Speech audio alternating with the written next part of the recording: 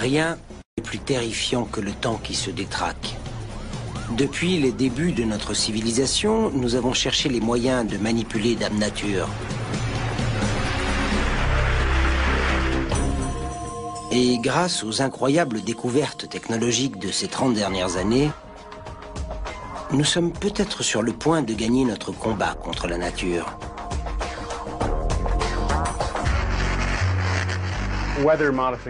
Les changements climatiques seront étables. L'homme aime manipuler le temps et les phénomènes qui l'entourent. Et je crois que quand il en sera capable, il le fera.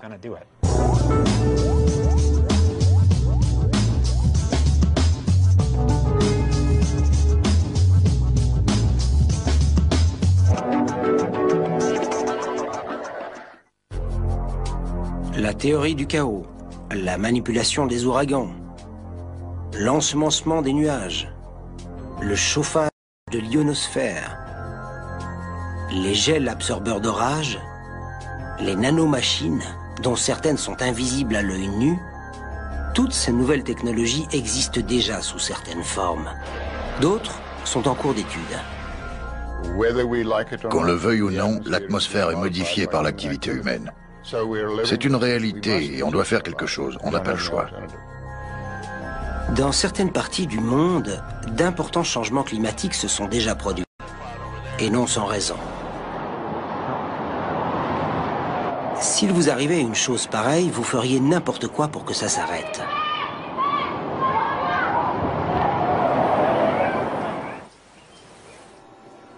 Voici Walt Geiger. Il dirige le programme d'études des changements climatiques de l'ouest du Kansas, l'un des plus importants au monde. Sa spécialité est l'ensemencement des nuages. Sa mission, prévenir les orages de grêle. Notre principal objectif dans ce programme est de changer la dynamique des nuages. Souvent, les nuages naturels ne sont pas capables de produire de la pluie. Ils ont besoin d'un petit coup de pouce, et c'est notre rôle. Dans l'ouest du Kansas, l'agriculture représente le principal revenu et la grêle est l'ennemi numéro 1. Dans l'ouest du Kansas, les orages de grêle sont très fréquents. Les grêlons n'ont pas besoin d'être très gros pour causer des dommages à certaines cultures, comme le blé et le maïs. Alors on fait tout notre possible pour réduire la taille des grêlons afin d'obtenir les meilleures récoltes possibles.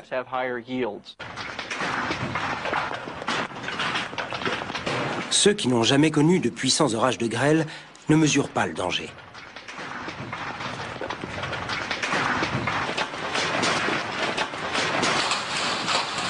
Les compagnies d'assurance savent à quel point les orages peuvent être dévastateurs.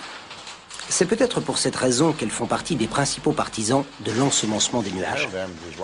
La grêle est certainement le phénomène naturel le plus dévastateur. Elle passe même devant les ouragans. Pour les assurances, le coût se compte en milliards d'euros, quelque chose comme 2 milliards par an. Et elles disent que leurs dépenses ont fortement diminué dans les régions où des programmes d'intervention ont été entrepris. En faisant en sorte qu'un orage donne rapidement de la pluie, l'ensemencement est peut-être le seul moyen de contrôler la grêle. Avec des programmes menés depuis plus de 40 ans, l'ensemencement des nuages est la plus ancienne et la plus simple des techniques pour modifier le climat. Tous les nuages sont constitués de vapeur d'eau. Pour que les gouttes de pluie ou les flocons de neige se forment, une minuscule impureté appelée noyau de condensation doit être présente. Mais dans la nature, ces particules sont rares. Les spécialistes de l'ensemencement des nuages utilisent des avions pour injecter des impuretés dans les nuages. La vapeur d'eau forme des gouttes autour de ces noyaux qui finissent par grossir de 100 fois leur taille et atteindre un poids suffisant pour tomber du ciel. Voici Tad Delsing. Il va faire partie des pilotes responsables de l'ensemencement du jour. Avant tout, il doit préparer son avion pour ce qui pourrait être un vol difficile. En plus des vérifications habituelles, Delsing doit également remplir le réservoir d'eau d'urgence. Puis, il attendra l'appel de Geiger. Ces pilotes, pas comme les autres, ne sont pas friands des bonnes conditions de vol. Ils passent leur temps à chercher les perturbations que les autres pilotes évitent. Dans ce travail, malheureusement, on fait souvent des rencontres désagréables, même si on est prudent. Kyle Spencer fera également partie de l'équipe. Et il a déjà connu quelques expériences terrifiantes. J'ai été frappé par la foudre pas mal de fois. Généralement, l'éclair ne touche que le bout de l'aile. Le pire cauchemar de notre guerrier du ciel, approcher l'ennemi de trop près. Dès ma première année de travail, un grêlon est passé à travers le pare-brise. Il m'a griffé le cou avant de finir sa course sur la banquette arrière de l'avion. Pendant ce temps, Geiger prépare les dernières instructions pour le vol du jour. Pour tout ce qui concerne le temps, que ce soit des prévisions ou simplement une observation, il faut un peu de chance, d'art et de science bien sûr. Mais c'est surtout l'observation qui permet de se faire une idée de la manière dont l'orage va progresser. Geiger observe sa cible, à la recherche d'un type de nuage bien particulier. Un nuage suffisamment gros pour contenir une partie très froide où la vapeur d'eau se prépare à geler et à se transformer en cristaux de glace qui tomberont sous forme de pluie. Les méthodes utilisées par Geiger sont nées il y a très longtemps au centre de recherche de General Electric à Schenectady, dans l'État de New York. C'était en 1946. Dans le laboratoire du scientifique Irving Langmuir, lauréat du prix Nobel de chimie, deux jeunes scientifiques, Vincent Schaffer et Bernard Vonnegut, se fixent un objectif simple, fabriquer un nuage. En bon scientifique, ils remplissent une chambre aseptisée de vapeur d'eau et s'attellent à la tâche. En vain. Et puis, quelqu'un a mis accidentellement sa main dans sa poche pleine de pièces en argent. Et quand il a remis sa main dans la chambre, un nuage s'est formé. L'introduction accidentelle de poussière d'argent offre la clé. Une minuscule impureté autour de laquelle une goutte commence à se former. Des dizaines d'années plus tard, les particules d'iodure d'argent sont encore l'un des principaux noyaux de condensation utilisés pour l'ensemencement des nuages. Dans un scénario d'ensemencement type, l'avion vole sous la base du nuage et il libère les particules d'iodure d'argent dans le courant chaud ascendant. Les avions d'altitude percent le cœur du nuage et larguent de la neige carbonique directement sur la vapeur glaciale qui se trouve à cette altitude.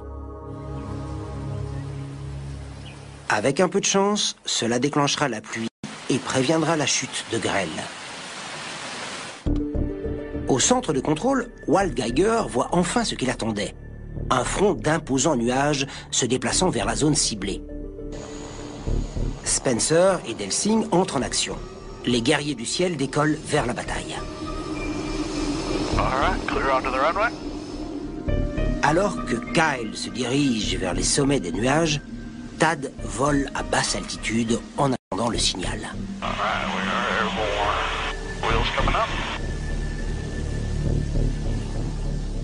What we're going to do here is we're going to pull right up under these clouds here that you can kind of see are growing a little bit on the sides. And we'll actually be running just parallel with the rain shaft turning down here to the south, trying to find our best area of inflow. Avion numéro 1, vous m'entendez? Pendant le vol, Walt continuera à informer Tad sur la taille et la position du nuage.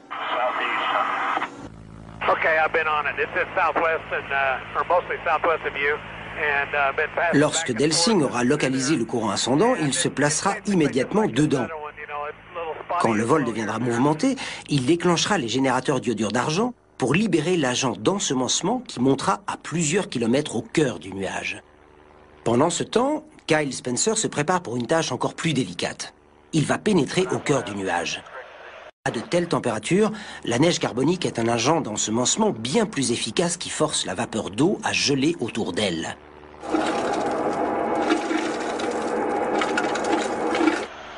S'ils atteignent leur but, les deux agents produiront de puissants noyaux de condensation, provoquant ainsi la formation de la pluie.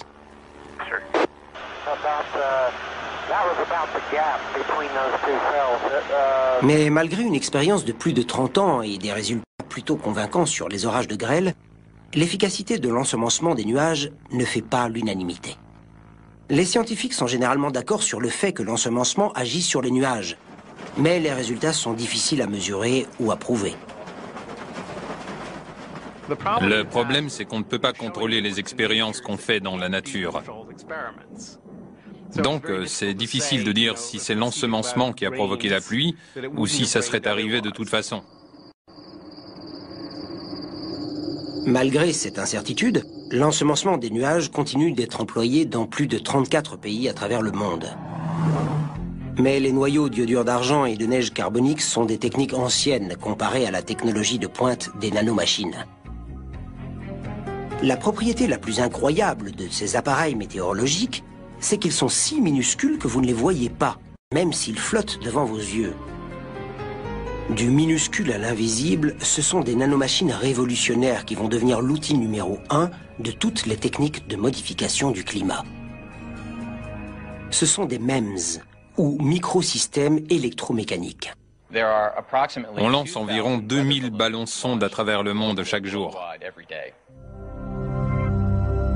Ces ballons jouent un rôle important en nous aidant à prédire et à contrôler le temps. Mais que se passerait-il si on pouvait lancer 10 000 ballons sondes par jour, ou même 10 millions? C'est ce que la théorie des GEMS tente de découvrir. Les GEMS sont des MEMS à l'échelle mondiale. C'est un concept qui nécessite un immense réseau de sondes aériennes. L'idée est d'envoyer tous les jours au moins 10 000 de ces sondes microscopiques à partir d'avions, de plateformes stratosphériques ou de satellites. Tout comme les ballons météo, les sondes enregistrent les données météorologiques sur chaque kilomètre carré de la surface de la Terre et offrent une résolution incomparable. Les GEMS ont été imaginés avec une forme inspirée de la nature. On a pensé une graine d'érable ou de pissenlit de façon à ce qu'ils soient aérodynamiques et qu'ils aient une bonne flottabilité. Grâce aux millions de mesures renouvelées continuellement, la précision des images de notre atmosphère pourrait être multipliée par 1000. On a toutes les raisons d'être optimiste parce qu'avec l'augmentation du nombre de mesures dans l'atmosphère, on aura de meilleures prévisions météo. Il se pourrait également que les GEMS puissent agir sur la dynamique des nuages. Il s'agirait d'un ensemencement des nuages avec 1 million d'ordinateurs microscopiques. On pourrait très bien utiliser ces minuscules appareils comme noyaux de condensation et ensemencer les nuages comme avec les autres méthodes. Et si on va encore plus loin, on pourrait rendre ces appareils actifs. Ils permettraient ainsi d'introduire des perturbations dans de grandes parties de l'atmosphère pour modifier le temps. Mais si les GEMS sont plus lourds que l'air, que se passera-t-il quand ces millions de sondes tomberont sur Terre? Quand ces sondes retomberont, que ce soit dans l'eau ou sur la Terre, elles continueront à fournir des informations portant sur cette surface. Et si elles tombent dans nos assiettes ou dans nos cheveux? Étant donné la taille de ces appareils, le fait de les inhaler, de les avaler ou d'en avoir un dans l'œil ne sera pas différent d'une poussière ou d'une particule de l'atmosphère que vous pouvez absorber. Vous l'expulserez en vous mouchant, en toussant. Au vu de l'efficacité des nanotechnologies dans l'observation et les prévisions météorologiques, leur utilisation dans les opérations militaires n'est pas étonnante. Il y a plus de 50 ans, elle représentait déjà la nouvelle arme d'un arsenal secret.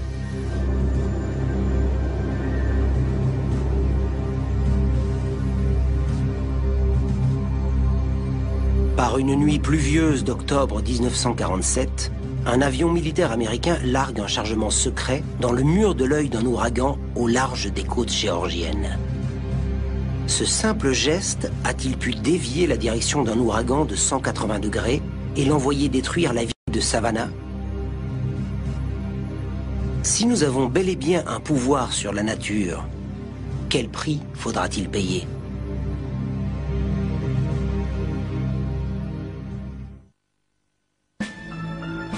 Cette soif de pouvoir sur la nature remonte à la nuit des temps. Tout comme la relation entre le climat et la guerre.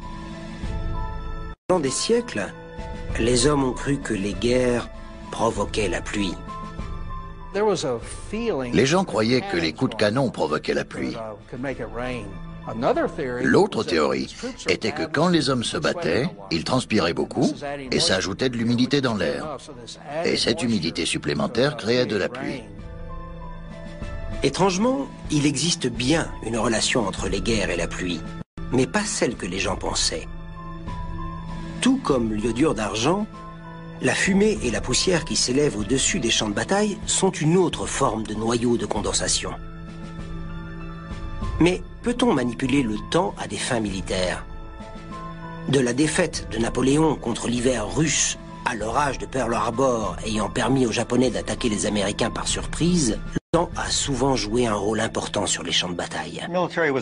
Les militaires se sont toujours intéressés au temps. Les généraux ont toujours organisé leurs offensives en fonction des prévisions météo. Alors on pouvait se douter qu'ils n'allaient pas se contenter de prédire le temps, mais qu'ils chercheraient un jour un moyen de le manipuler.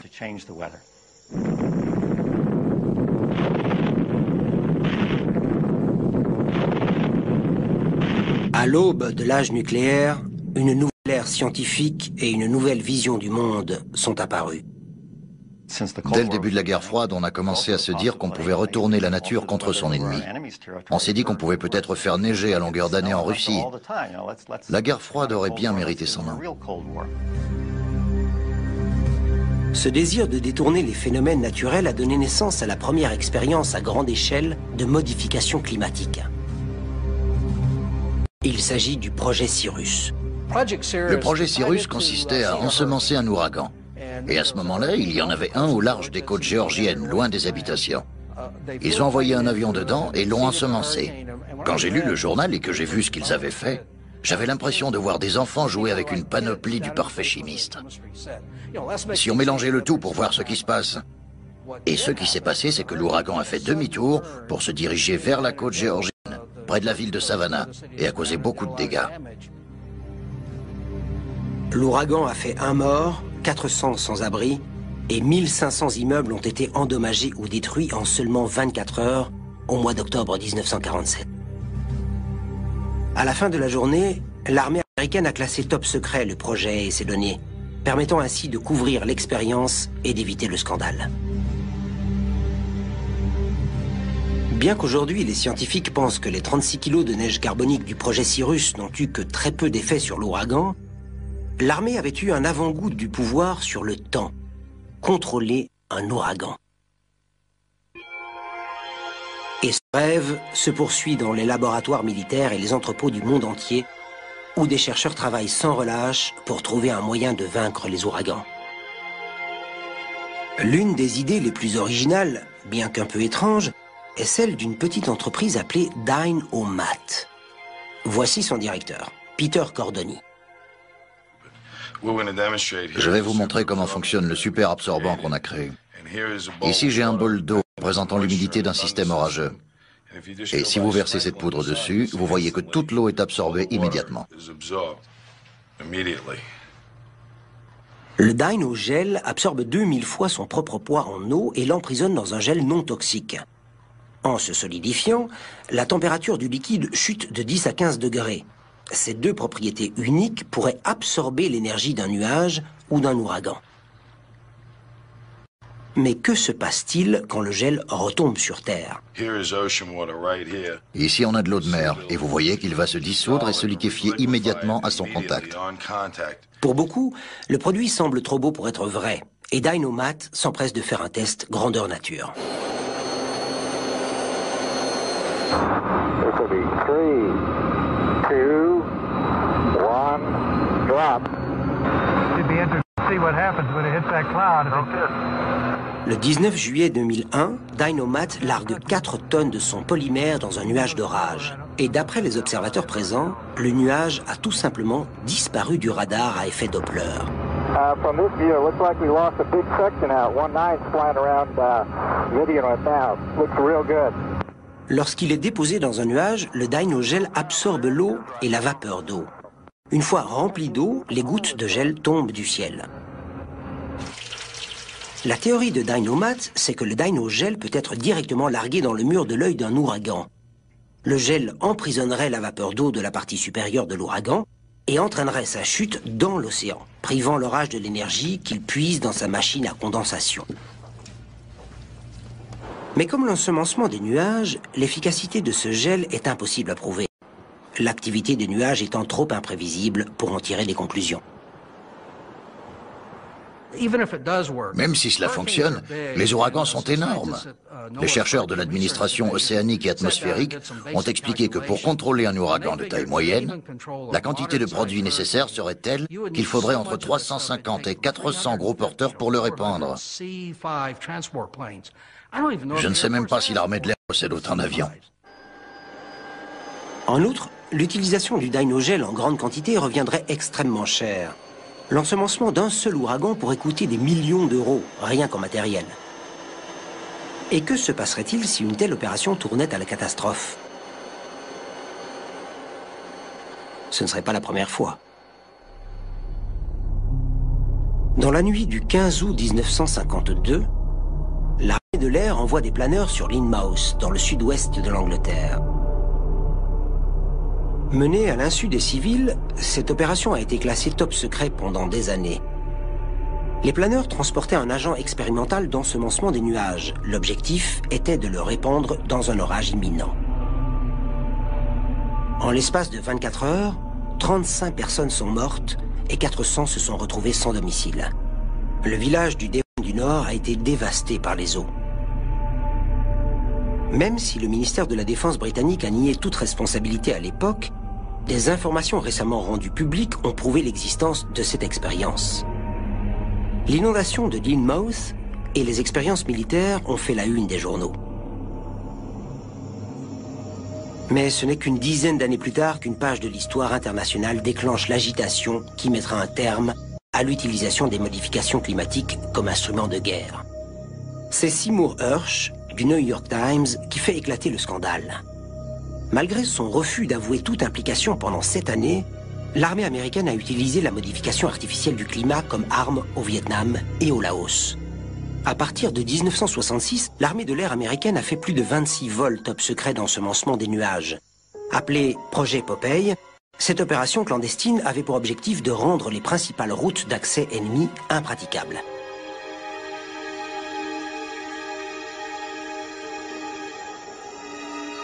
Elle s'est concentrée sur la route d'Ho Chi Minh, un axe principal pour les Nord-Vietnamiens. Ils n'ont pas simplement essayé de changer le temps pour 1 ou 2 jours. Ils ont changé tout le climat au-dessus de la route d'Ho Chi Minh en provoquant la pluie, jusqu'à ce que toutes les routes du Vietnam du Nord soient paralysées par la boue. Même s'il est impossible d'apporter des preuves incontestables lorsqu'il s'agit de conditions climatiques, d'autres éléments ont montré que l'armée américaine avait obtenu des résultats. Après le scandale international du projet Popeye, le 10 décembre 1976, les Nations Unies décident d'interdire l'utilisation des techniques de modification du climat à des fins militaires. C'était la fin de la guerre climatique, du moins temporairement. Mais malgré les expériences mortelles, les secrets militaires, la censure politique et le scepticisme grandissant des scientifiques, les faiseurs de pluie modernes persévèrent. Des produits d'absorption d'orage du secteur privé aux nouvelles théories de modélisation, les techniques de modification artificielle du climat sont de plus en plus concrètes.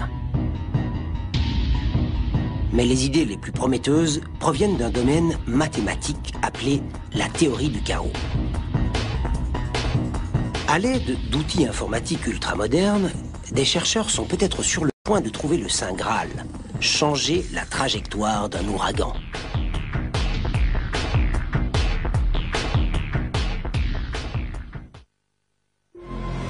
Environ 300 000 personnes meurent chaque année à cause d'ouragans ou d'inondations. Depuis 1980, les dégâts matériels sont estimés à plusieurs milliards d'euros. La quantité d'énergie générée par un ouragan de force moyenne est considérable et correspond à environ 2 milliards de watts.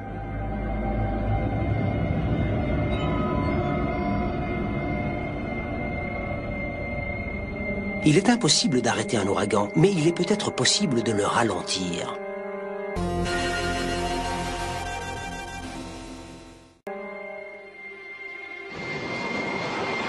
Au milieu des années 60, Bob Simpson, directeur du programme de recherche américain sur les ouragans, ainsi que sa femme Joanne, l'une des plus grandes chercheuses dans le domaine des climats tropicaux, sont parvenus à le faire. Le projet, Également supervisé par la marine, le Bureau météorologique américain et la Fondation scientifique nationale a été appelé projet Storm Fury. L'idée centrale du projet, c'est que si vous prenez une patineuse qui fait une pirouette, elle arrive à tourner plus vite en serrant les bras et les jambes le long de son corps, conservant ainsi ce qu'un physicien appellerait la vitesse angulaire. Elle se met à tourner très rapidement sur elle-même. Un ouragan fonctionne un peu de la même façon, puisque la vitesse de rotation la plus rapide est atteinte au niveau de l'œil. Donc, si on parvient à empêcher la patineuse de rabattre ses bras et ses jambes près de son corps, elle ne pourra pas tourner aussi vite. Le couple Simpson a entrepris d'ensemencer un anneau de nuages à l'extérieur du mur de l'œil d'un ouragan, créant ainsi un second mur de l'œil, plus grand, plus lent et moins puissant. À chaque fois qu'ils ont tenté l'expérience, ils ont obtenu une réduction de la vitesse du vent d'au moins 15%.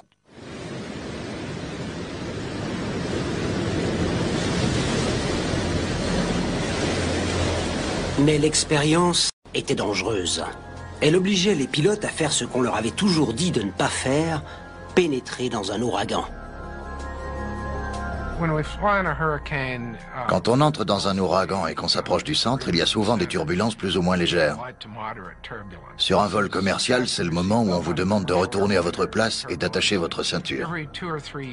Mais tous les 2 ou 3 ans, on va connaître des turbulences plus fortes et plutôt impressionnantes. Et là, c'est le moment où la femme assise derrière vous se met à hurler pendant le vol. Le projet Storm Fury a ensemencé des ouragans pendant 8 jours et renouvelé l'opération pendant 21 ans. Leurs résultats ont montré des faiblesses pendant 4 des 8 jours d'ensemencement. Mais au début des années 80, la pression politique et le manque de résultats convaincants sonnent le glas du projet. Il fallait une nouvelle approche. La révolution technologique des années 90 a peut-être bien une solution. Finalement, la clé de la manipulation climatique se trouve probablement dans notre capacité à prévoir le temps. Et dans ce domaine, il y a eu beaucoup de progrès. Il y a des centres météo dans le monde qui utilisent un modèle global pour prévoir le temps. Et dans ces centres, on collecte des données de toutes sortes. Ces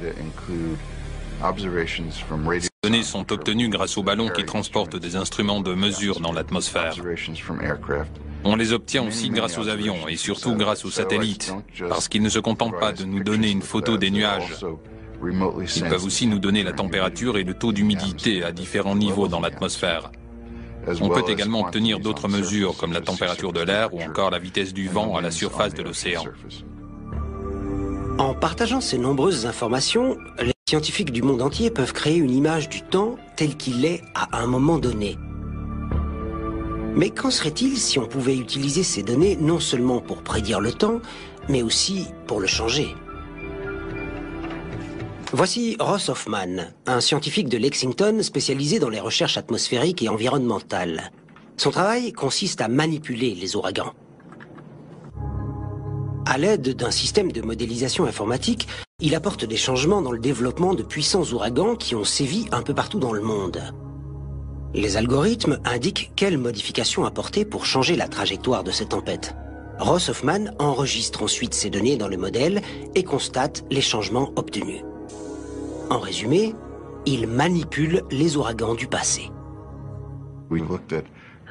On a travaillé sur l'ouragan Iniki qui a touché les îles hawaïennes en 1991 et sur l'ouragan Andrew qui a dévasté la Floride. Au début de notre expérience, on a juste essayé de reproduire l'ouragan tel quel et de le développer sur plusieurs jours. Et en général, on a fait du bon travail avec ça parce qu'on a beaucoup de données sur ces ouragans qui ont marqué l'histoire. Ensuite, on a essayé de trouver quelles petites modifications on pourrait apporter pour que l'ouragan soit plus faible ou pour que sa trajectoire change. On recherche des situations très semblables aux conditions initiales, des situations dans lesquelles de minuscules changements, à un moment donné, pourraient entraîner des changements beaucoup plus importants plus tard. Pouvoir prédire quelle action aurait des répercussions considérables, telle est l'idée maîtresse de la théorie du chaos. Ce qui rend les prévisions météo très difficiles, c'est l'instabilité du climat. Et ça signifie que la moindre inexactitude dans nos observations peut faire une grande différence. Selon l'effet papillon, les battements d'ailes d'un papillon au Pérou causeront une tornade au Texas 3 semaines plus tard. Et c'est le lien entre les ailes du papillon et la tornade que la théorie du chaos est censée établir. C'est pour ça qu'on peut imaginer tous les changements possibles, que ce soit au niveau du vent, de la température ou de l'eau. Ça a été une réussite quand on a voulu modifier la trajectoire de l'ouragan Iniki pour la première fois. Il est allé exactement là où on voulait. Mais Ross Hoffman ne peut pas atteindre son objectif de cette façon. Même si, virtuellement, il parvient à détourner un ouragan, il doit encore trouver un moyen de procéder à ce changement dans la pratique. Les ouragans puisent leur énergie dans l'évaporation de l'eau de mer. Quand on sort d'une piscine, on est mouillé. Même s'il fait chaud, on peut avoir froid, surtout s'il y a du vent. Parce que l'évaporation de l'eau sur votre peau aspire la chaleur de votre corps. Il se passe exactement la même chose avec l'océan pour l'ouragan. Les vents engendrés par l'ouragan provoquent l'évaporation de l'eau de mer et absorbent la chaleur de l'océan. Cette vapeur d'eau se condense pour former un nuage dans l'œil de l'ouragan. Et plus le vent souffle fort, plus l'eau s'évapore et plus l'ouragan gagne en énergie. Et on s'est dit qu'il était peut-être possible de modifier artificiellement le taux d'évaporation de l'eau. Et c'est peut-être le petit changement dont Ross Hoffman a besoin. L'idée est de recouvrir la surface de l'eau avec une substance de l'épaisseur d'une molécule, ce qui ralentirait l'évaporation. Benjamin Franklin a découvert qu'une cuillère d'huile d'olive recouvrirait un lac entier. Parce que même si vous mettez une couche d'environ une molécule d'épaisseur, cette substance pourra parcourir une très grande distance. Ce qu'on essaie de savoir, c'est si on peut trouver une substance qui pourrait résister à un vent d'une très grande force. Pour obtenir une protection efficace, Kerry et Manuel pensent que la substance doit résister au moins 6 heures. L'idéal serait que l'ouragan atteigne la Terre dans les mêmes conditions que si ça avait été 24 heures plus tôt. Un ouragan se désintègre très rapidement quand il atteint la terre ferme parce qu'il n'a plus l'océan pour y puiser son énergie. On ferait exactement la même chose, mais artificiellement. Bien que le concept soit au point, il manque encore le polymère idéal. Et malgré le coût de l'opération et le scepticisme de certains, des centaines de chercheurs continuent à travailler sur de nouvelles techniques de modification artificielle du climat. Je crois qu'on va réussir à modifier le temps. C'est même une certitude. Les récents résultats suggérant qu'on peut le faire avec une toute petite quantité d'énergie placée au bon endroit en sont la preuve. Il faut juste espérer qu'on le fera pour de bonnes raisons, que ça ne tombera pas dans de mauvaises mains. Et si on arrive à limiter ces actions, environ 1 fois sur 1000, ça ne bouleversera pas l'ensemble du climat. Quand vous tuez un ours qui est sur le point de vous déchiqueter, vous ne tuez pas tous les ours que vous trouvez dans la forêt. Le parallèle entre la modification artificielle du climat et la puissance nucléaire est frappant. Si on peut construire quelque chose, doit-on le faire? Et si cela est possible, y a-t-il un moyen de l'arrêter? Des réponses que devrait apporter le High Frequency Active Aural Research Program, ou HAARP, dirigé conjointement par l'armée de l'air et la marine des États-Unis. L'objectif de ce projet? Des recherches en communication. Mais pour nombre de scientifiques à travers le monde, dont le détenteur du brevet, ce programme a une autre capacité plus insidieuse. Une manipulation expérimentale de l'atmosphère dans le but de contrôler le climat.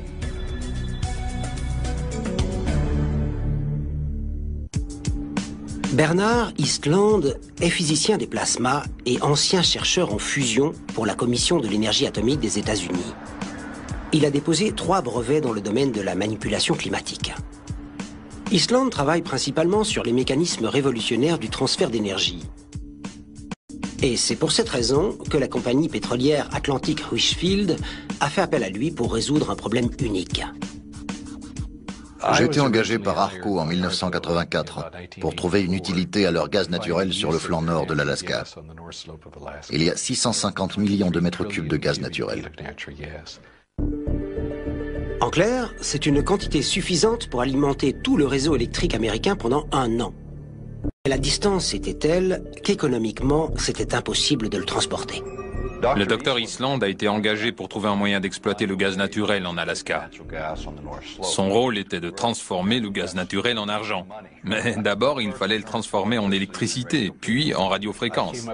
J'ai eu l'idée d'utiliser l'énergie du gaz pour faire sortir de l'électricité et de me servir de cette électricité pour alimenter un réseau d'antennes à longue portée capable de modifier l'ionosphère de différentes façons.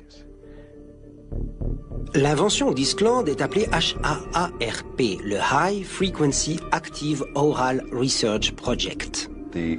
La controverse autour de cette technologie était telle que j'avais du mal à y croire. Bien que d'apparence banale, les capacités de ce réseau d'antennes sont incroyables. HAARP fait partie du nombre limité d'appareils capables de chauffer l'ionosphère terrestre. L'ionosphère est une couche supérieure de l'atmosphère composée de particules chargées et située à 144 km au-dessus de la surface de la Terre. Ces particules chargées ont une fonction très importante pour la planète. Elles détournent et absorbent les particules mortelles éjectées par le Soleil. Sans l'ionosphère, la vie telle qu'on la connaît disparaîtrait de la surface de la Terre. Le projet d'Eastland était d'envoyer l'énergie prélevée à partir du gaz naturel directement dans l'ionosphère. Officiellement, il s'agissait de recherche en communication. ARCO a immédiatement décelé le génie dans l'idée d'Eastland. Et grâce à son brevet, ils ont été engagés par l'État pour construire cet incroyable appareil. C'est un très bon site de recherche. C'est minuscule comparé à la taille de l'antenne que j'avais prévue dans mon brevet. Mais c'est un avant-goût de ce qui pourrait devenir quelque chose de plus grand. Mais cette première conception est le plus grand radiateur ionosphérique du monde. Il peut chauffer plus de 1000 km² d'ionosphère jusqu'à 50 000 degrés. C'est aussi un système à réseau phasé, ce qui signifie qu'on peut rediriger et l'orienter vers la destination voulue. Vous pouvez envoyer ces ondes où vous le voulez. Ce qu'ils ont découvert, c'est qu'en envoyant des radiofréquences dans l'ionosphère et en la ciblant comme ils le font avec ce type d'instrument, ils obtiennent un effet de réchauffement.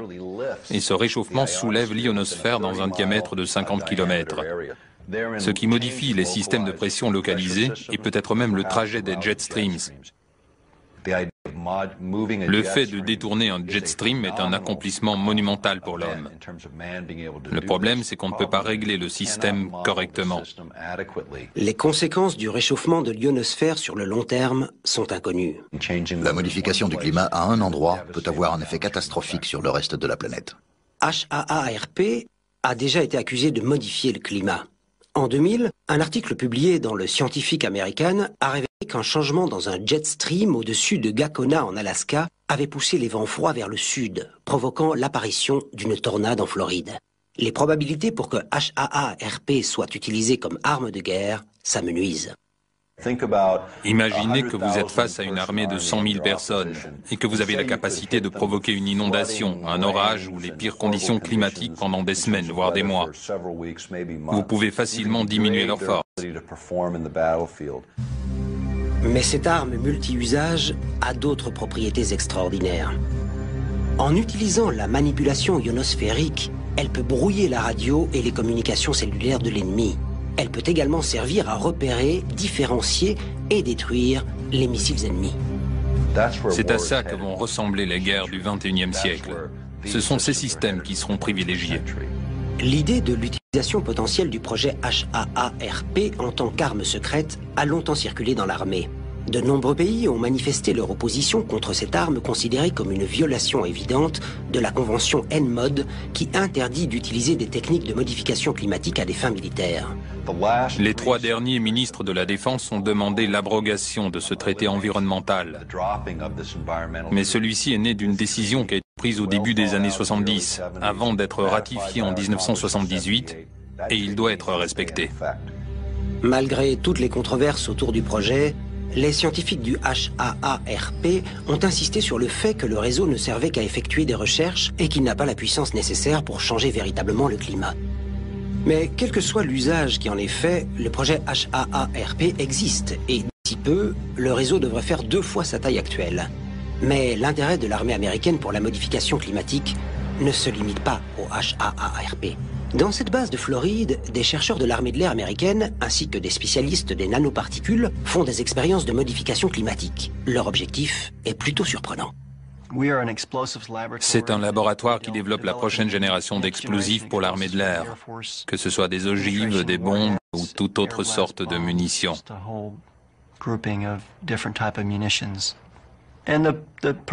L'objectif, c'est de détruire des choses et de stopper l'ennemi. C'est le rôle de l'armée de l'air. Gagner la guerre et faire des dégâts dans le camp adverse. Mais dans ce cas précis, le scientifique parle de détruire quelque chose d'inhabituel, une tornade. En 1999, il y a eu une tornade à Oklahoma City. Et les dégâts se sont élevés à plus d'1 milliard d'euros. Beaucoup de personnes sont mortes. En voyant ça, je me suis demandé pourquoi on était toujours obligé d'avoir un rôle défensif dans ce type de combat. Pourquoi on ne pourrait pas attaquer? La première idée de Gregory Glenn était d'utiliser les outils que nous connaissons. Pourquoi ne pas essayer de faire exploser une tornade pour perturber son courant et l'obliger à se dissiper? Selon nos calculs, on aurait eu besoin d'une énorme quantité d'énergie. On n'a pas réussi à obtenir un changement ou une perturbation suffisante dans le courant. Gregory Glenn étudie le développement des tornades. Il découvre qu'un groupe de scientifiques croit fermement que l'énergie libérée par les éclairs est à l'origine de la formation de ces phénomènes. On pense qu'une tornade se développe grâce à l'énergie des éclairs.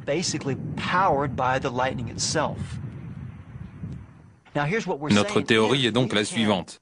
Si on peut empêcher ou interrompre cette étape juste avant que l'éclair ne déclenche la tornade, si on peut l'interrompre ou la ralentir d'une certaine façon, est-ce qu'on ne pourrait pas espérer stopper la formation de la tornade? Gregory Glenn pense qu'une injection massive de nanoparticules dans l'éclair intranuageux qui déclenche la tornade pourrait être la solution. Les particules choisies sont des cendres volantes, un dérivé peu coûteux de combustion industrielle. Contrairement aux substances d'ensemencement des nuages, l'objectif de ces isolants microscopiques n'est pas de provoquer la pluie. Ce qu'on essaie de faire, c'est de court-circuiter la phase finale de formation de la tornade. Pendant que les chercheurs de l'armée de l'air se concentrent sur les nanoparticules destinées à empêcher la formation des tornades, les scientifiques du monde entier travaillent sur ce qui pourrait bien devenir notre plus grand défi climatique, le réchauffement de la planète.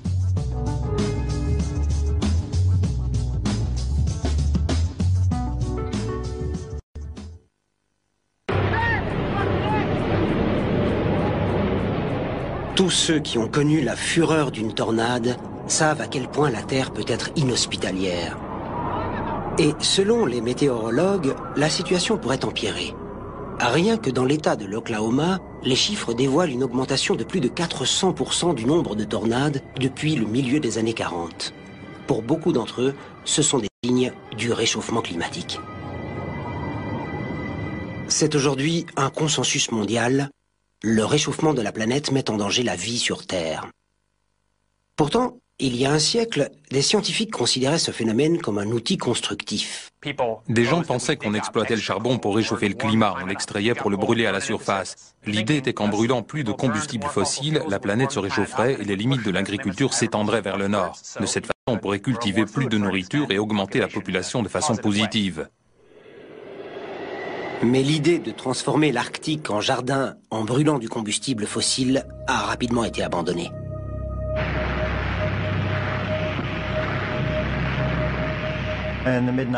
Et au milieu des années 50, surtout avec l'arrivée de l'arme nucléaire et des polluants chimiques, on s'est aperçu qu'on pouvait transformer des jardins en déserts.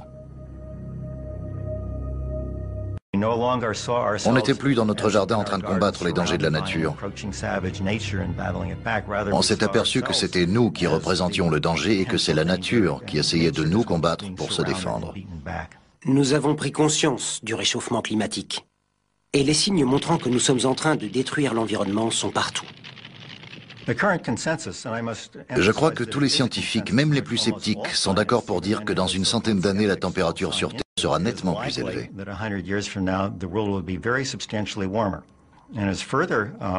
Mais ils sont tous aussi d'accord pour dire que ce réchauffement ne sera pas continu. Sur les 100 années à venir, il devrait y avoir des écarts.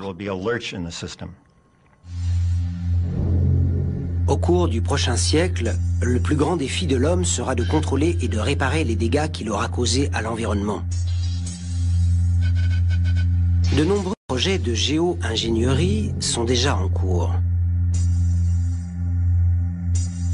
L'un d'entre eux envisage d'injecter d'importantes quantités de poussière dans les couches supérieures de l'atmosphère, reproduisant une énorme éruption volcanique. Lorsqu'un volcan entre en éruption, il inonde l'atmosphère avec des particules de cendres. Ces particules renvoient les rayons du soleil dans l'espace et les empêchent d'atteindre le sol, provoquant un rapide refroidissement de la planète. La Terre s'est considérablement refroidie un an après l'éruption du Pinatubo. C'était quelque chose d'évident. Et depuis le milieu des années 60, on se dit qu'on pourrait peut-être ajouter artificiellement de la poussière dans la stratosphère et rafraîchir la planète. Ce n'est peut-être pas une solution contre le réchauffement climatique, mais ça prouve qu'on développe régulièrement et facilement des techniques pour manipuler le climat de notre planète. Ces mêmes résultats pourraient être obtenus en contrôlant la composition et la localisation des traînées de condensation laissées par les avions. Et il existe des techniques bien plus étonnantes encore. L'une d'entre elles consiste à fertiliser l'océan avec du fer. Cela engendrerait une prolifération du phytoplancton qui consommerait notre surplus de dioxyde de carbone en l'attirant vers les profondeurs, prévenant ainsi le réchauffement climatique. En gros, ça veut dire donne-moi un cargo rempli d'oxyde de fer et je te ramènerai à l'âge de glace. Une autre approche s'intéresse aux plus grands consommateurs de dioxyde de carbone au monde, les arbres. Tout comme l'océan, les plantes peuvent neutraliser le carbone. Elles consomment ce gaz dangereux et le renferment dans leur structure cellulaire, le gardant hors de l'atmosphère pendant toute leur vie, empêchant ainsi la planète de se réchauffer. Dans une plante, une feuille, une tige ou une racine, le carbone est présent sous différentes formes. Et l'une des plus durables est appelée la lignine. C'est une forme qui se décompose lentement quand elle est dans la terre. Et quand on modifie génétiquement une plante, cette décomposition peut être accélérée. L'idée d'arbres génétiquement modifiés semble quelque peu extrême. Mais certains scientifiques pensent que de telles mesures seront nécessaires pour permettre la survie de l'homme. Et si on ne parvient pas à freiner le réchauffement climatique, nous aurons peut-être une tâche bien plus complexe à accomplir. Transformer la planète la plus proche de la nôtre en une terre hospitalière pour l'homme. Certains y pensent déjà. Quand on regarde le système solaire et qu'on imagine la planète susceptible d'accueillir la vie, on pense immédiatement à Mars. Pour certains, modifier le climat qui existe sur Mars en créant une atmosphère respirable pour l'homme ne serait pas impossible. Le plus difficile pour rendre Mars habitable, c'est de la réchauffer. On sait comment réchauffer une planète puisque c'est ce qu'on est en train de faire sur Terre. C'est peut-être pas une bonne idée ici, mais sur Mars, c'est exactement ce qu'il faut faire. Alors pourquoi ne pas essayer d'envoyer le même genre de gaz à effet de serre dans l'atmosphère de Mars comme on le fait sur Terre? D'après nos calculs et les modèles climatiques, il faudrait qu'on arrive à faire monter la température sur Mars à 20 degrés. On doit pouvoir le faire avec les gaz à effet de serre. Une fois qu'on aura atteint cette température, ça fonctionnera tout seul. Les calottes glaciaires de Mars contiennent d'importantes réserves de dioxyde de carbone et d'eau. Et c'est grâce à ces caractéristiques que Mars pourrait devenir habitable. En fondant, l'eau emprisonnée à chaque pôle formerait d'immenses océans naturels. Pour les scientifiques de la NASA, comme Chris McKay, l'idée de transformer Mars en planète Terre n'est pas un rêve. C'est même une étape obligatoire dans la survie des espèces. Mais il y a encore beaucoup de questions auxquelles il faut répondre. Les différents pays de la Terre seront-ils capables de coopérer dans un projet de cette ampleur? Et surtout, avons-nous le droit de faire ce que nous voulons de la planète Mars? Mis à part le fait qu'on peut le faire, doit-on le faire? La meilleure analogie est une réanimation cardiaque. Vous marchez dans la rue et quelqu'un s'écroule devant vous. Vous le réanimez en lui faisant un massage cardiaque. En faisant ça, vous n'avez pas créé un être humain, vous avez ramené un être humain à la vie. Et je crois que c'est la parfaite métaphore pour Mars. Certaines personnes ne sont pas d'accord. Elles disent que ce n'est pas notre rôle de changer l'univers et qu'il ne faut pas y toucher. Mais je crois que la valeur de la vie humaine est plus importante. L'univers ne doit pas être préservé. Il doit être aménagé, et c'est à nous de le faire. Mais avant de modifier l'univers, nous devrions peut-être nous occuper de notre propre planète. Il ne nous reste plus d'autre choix maintenant que d'instaurer une gestion responsable de notre planète. Les hommes sont beaucoup trop nombreux, nous avons envahi trop d'endroits, et notre vie a trop d'impact pour laisser la nature faire son travail. On n'a plus le choix. Qu'on le veuille ou non, l'atmosphère est modifiée par l'activité humaine, même si elle est involontaire. C'est une réalité, et on doit faire quelque chose. Fertiliser l'océan avec des produits chimiques, envoyer des micro-ondes sur Terre, recouvrir la surface de l'océan de polymères, manipuler les ouragans, aucun de ces projets n'est irréalisable. Mais une même question revient continuellement, une question dont la réponse pourrait aussi bien ouvrir la porte à un nouvel âge d'or que conduire à l'extinction de notre espèce. Lorsque nous aurons enfin pris le contrôle de la nature, saurons-nous utiliser ce pouvoir ?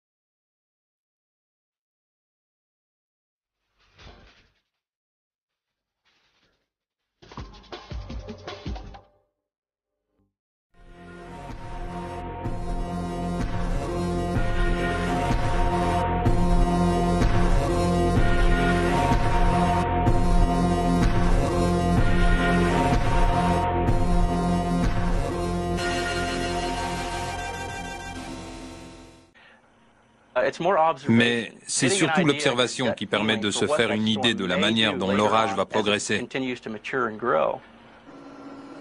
Kiger observe sa cible, à la recherche d'un type de nuage bien particulier. Un nuage suffisamment gros pour contenir une partie très froide où la vapeur d'eau se prépare à geler et à se transformer en cristaux de glace qui tomberont sous forme de pluie. Les méthodes utilisées par Geiger sont nées il y a très longtemps au centre de recherche de General Electric à Schenectady, dans l'État de New York. C'était en 1946.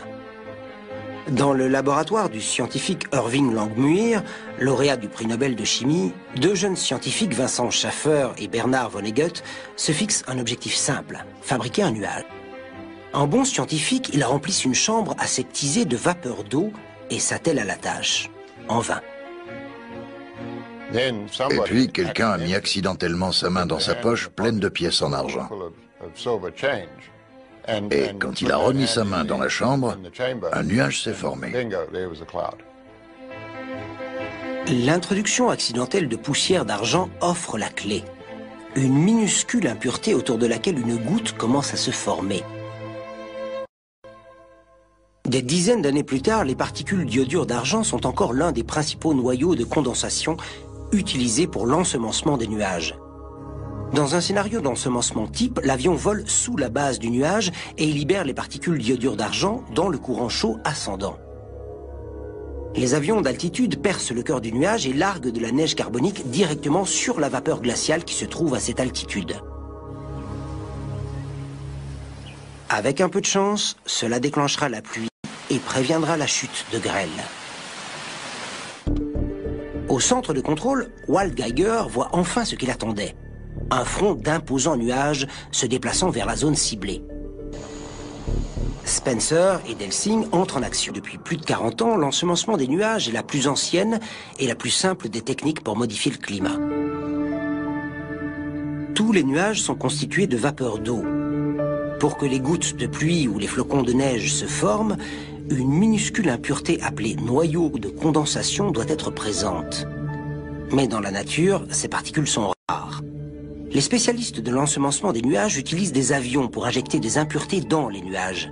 La vapeur d'eau forme des gouttes autour de ces noyaux qui finissent par grossir de 100 fois leur taille et atteindre un poids suffisant pour tomber du ciel. Voici Tad Delsing. Il va faire partie des pilotes responsables de l'ensemencement du jour. Avant tout, il doit préparer son avion pour ce qui pourrait être un vol difficile.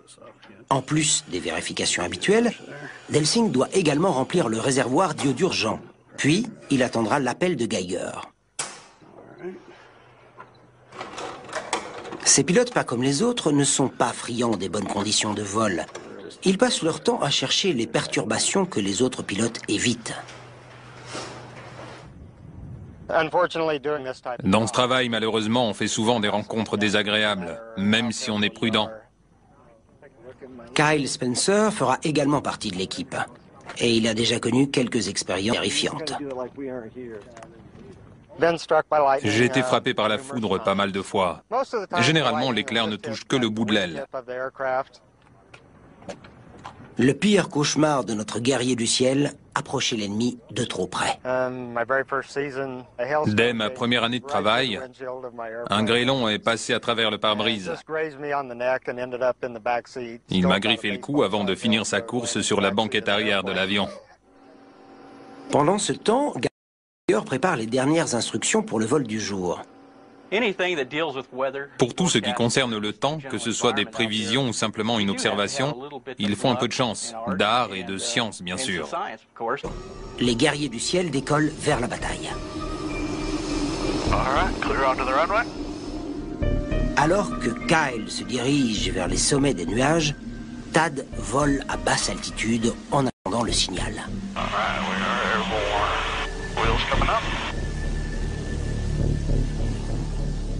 What we're going to do here is we're going to pull right up under these clouds here that you can kind of see are growing a little bit on the sides. And we'll actually be running just parallel with the rain shaft current down here to the south, trying to find our best area of inflow. Avion numéro 1, vous m'entendez? Pendant le vol, Walt continuera à informer Tad sur la taille et la position du nuage.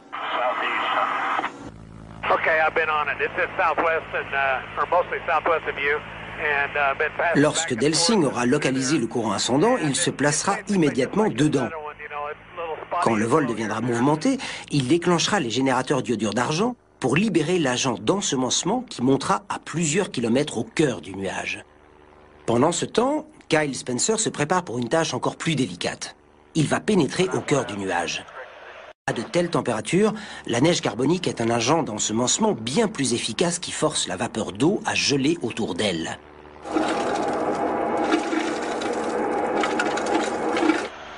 S'ils atteignent leur but, les deux agents produiront de puissants noyaux de condensation, provoquant ainsi la formation de la pluie.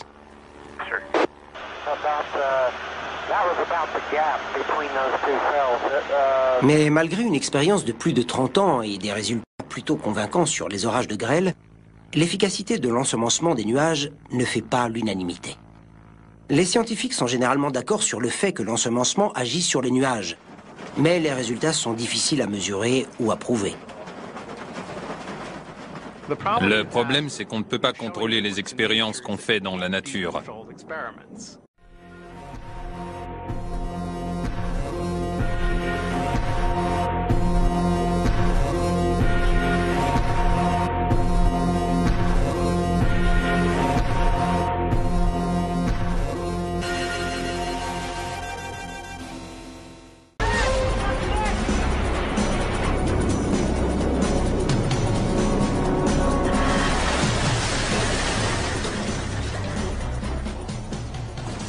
Rien n'est plus terrifiant que le temps qui se détraque. Depuis les débuts de notre civilisation, nous avons cherché les moyens de manipuler Dame Nature. Et grâce aux incroyables découvertes technologiques de ces 30 dernières années, nous sommes peut-être sur le point de gagner notre combat contre la nature.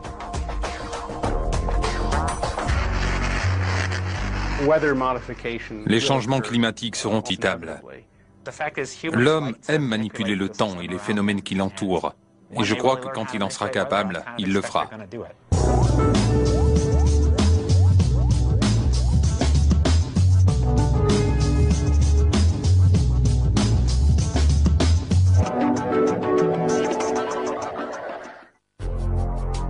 La théorie du chaos, la manipulation des ouragans, l'ensemencement des nuages, le chauffage de l'ionosphère, les gels absorbeurs d'orage, les nanomachines, dont certaines sont invisibles à l'œil nu, toutes ces nouvelles technologies existent déjà sous certaines formes. D'autres sont en cours d'étude. Qu'on le veuille ou non, l'atmosphère est modifiée par l'activité humaine. C'est une réalité et on doit faire quelque chose. On n'a pas le choix. Dans certaines parties du monde, d'importants changements climatiques se sont déjà produits. Et non sans raison. S'il vous arrivait une chose pareille, vous feriez n'importe quoi pour que ça s'arrête.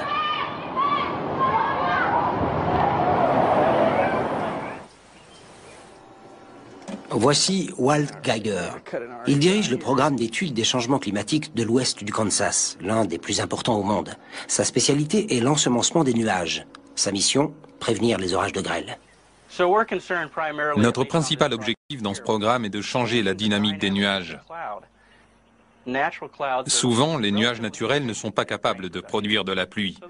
Ils ont besoin d'un petit coup de pouce, et c'est notre rôle.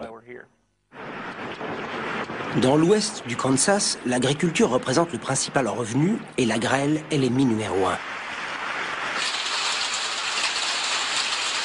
1. Dans l'ouest du Kansas, les orages de grêle sont très fréquents. Les grêlons n'ont pas besoin d'être très gros pour causer des dommages à certaines cultures, comme le blé et le maïs. Alors on fait tout notre possible pour réduire la taille des grêlons afin d'obtenir les meilleures récoltes possibles.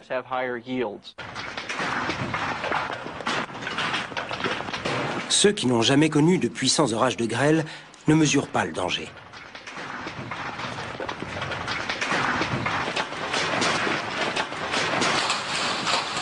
Les compagnies d'assurance savent à quel point les orages peuvent être dévastateurs.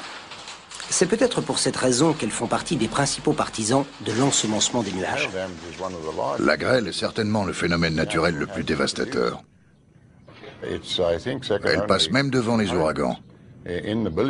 Pour les assurances, le coût se compte en milliards d'euros, quelque chose comme 2 milliards par an. Et elles disent que leurs dépenses ont fortement diminué dans les régions où des programmes d'intervention ont été entrepris. En faisant en sorte qu'un orage donne rapidement de la pluie, l'ensemencement est peut-être le seul moyen de contrôler la grêle, avec des programmes. Mais si les GEMS sont plus lourds que l'air, que se passera-t-il quand ces millions de sondes tomberont sur Terre? Quand ces sondes retomberont, que ce soit dans l'eau ou sur la Terre, elles continueront à fournir des informations portant sur cette surface. Et si elles tombent dans nos assiettes ou dans nos cheveux? Étant donné la taille de ces appareils, le fait de les inhaler, de les avaler ou d'en avoir un dans l'œil ne sera pas différent d'une poussière ou d'une particule de l'atmosphère que vous pouvez absorber. Vous l'expulserez en vous mouchant, en toussant. Au vu de l'efficacité des nanotechnologies dans l'observation et les prévisions météorologiques, leur utilisation dans les opérations militaires n'est pas étonnante. Il y a plus de 50 ans, elle représentait déjà la nouvelle arme d'un arsenal secret.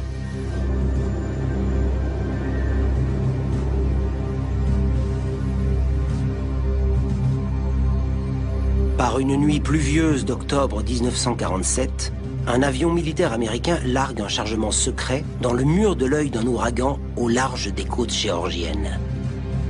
Ce simple geste a-t-il pu dévier la direction d'un ouragan de 180 degrés et l'envoyer détruire la ville de Savannah?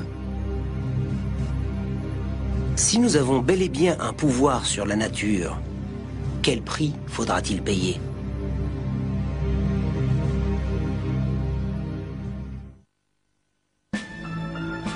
Cette soif de pouvoir sur la nature remonte à la nuit des temps.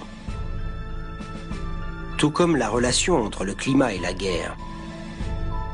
Pendant des siècles, les hommes ont cru que les guerres provoquaient la pluie.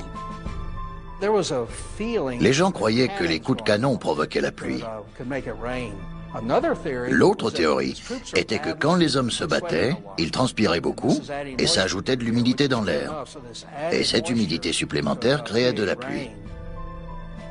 Étrangement, il existe bien une relation entre les guerres et la pluie. mais pas celle que les gens pensaient. Tout comme l'iodure d'argent, la fumée et la poussière qui s'élèvent au-dessus des champs de bataille sont une autre forme de noyau de condensation. Mais peut-on manipuler le temps à des fins militaires? De la défaite de Napoléon contre l'hiver russe à l'orage de Pearl Harbor ayant permis aux Japonais d'attaquer les Américains par surprise, le temps a souvent joué un rôle important sur les champs de bataille. Les militaires se sont toujours intéressés au temps. Les généraux ont toujours organisé leurs offensives en fonction des prévisions météo. Alors on pouvait se douter qu'ils n'allaient pas se contenter de prédire le temps, mais qu'ils chercheraient un jour un moyen de le manipuler.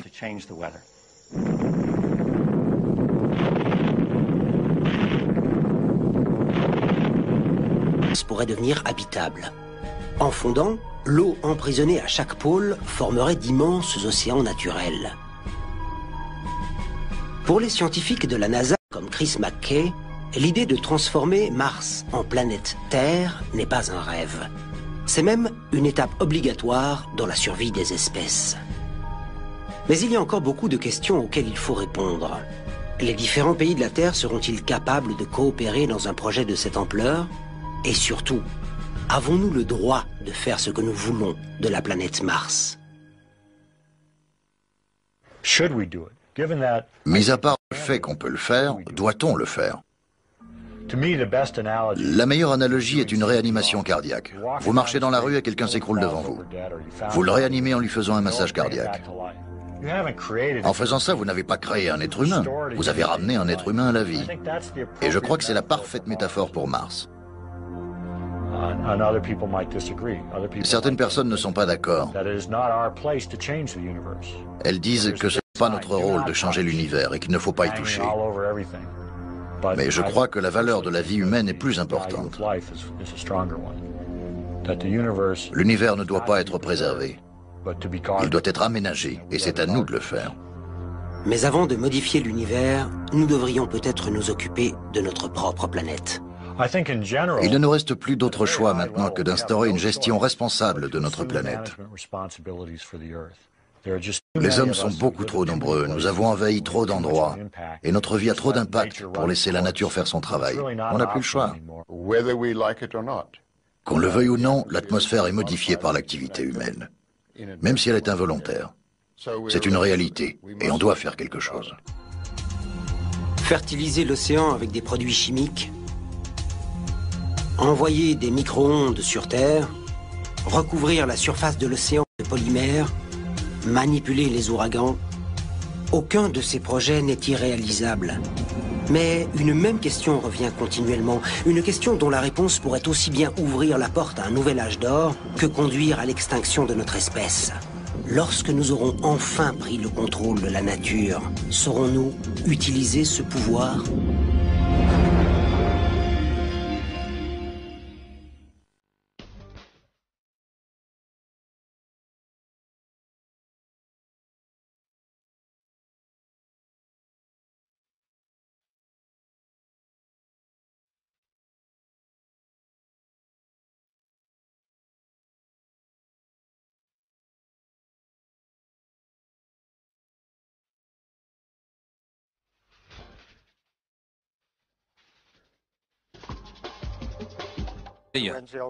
Un grêlon est passé à travers le pare-brise.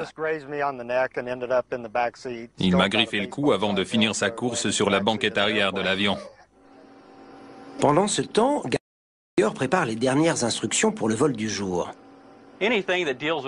Pour tout ce qui concerne le temps, que ce soit des prévisions ou simplement une observation, il faut un peu de chance, d'art et de science bien sûr. Mais c'est surtout l'observation qui permet de se faire une idée de la manière dont l'orage va progresser. Geiger observe sa cible, à la recherche d'un type de nuage bien particulier. Un nuage suffisamment gros pour contenir une partie très froide où la vapeur d'eau se prépare à geler et à se transformer en cristaux de glace qui tomberont sous forme de pluie.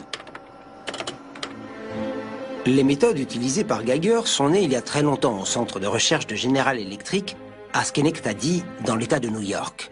C'était en 1946. Dans le laboratoire du scientifique Irving Langmuir, lauréat du prix Nobel de chimie, deux jeunes scientifiques, Vincent Schaffer et Bernard Vonnegut, se fixent un objectif simple, fabriquer un nuage. En bon scientifique, ils remplissent une chambre aseptisée de vapeur d'eau et s'attellent à la tâche. En vain. Et puis, quelqu'un a mis accidentellement sa main dans sa poche pleine de pièces en argent. Et quand il a remis sa main dans la chambre, un nuage s'est formé. L'introduction accidentelle de poussière d'argent offre la clé.